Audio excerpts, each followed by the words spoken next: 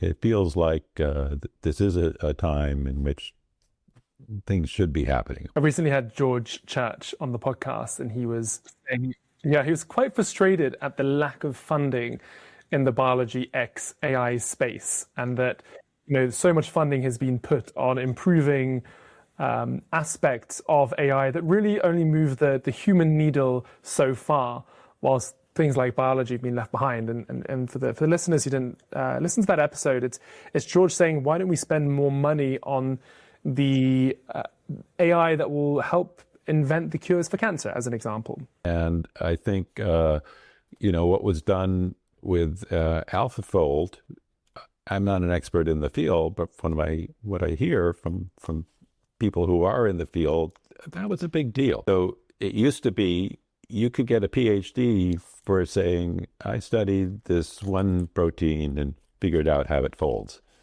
And now AlphaFold came along and said, well, I just did all of them. So, give me 200,000 PhDs, please. And it didn't get that, but it did get the Nobel Prize. So that seems pretty important. And that's one sort of fundamental step that I think will be part of what enables the next steps.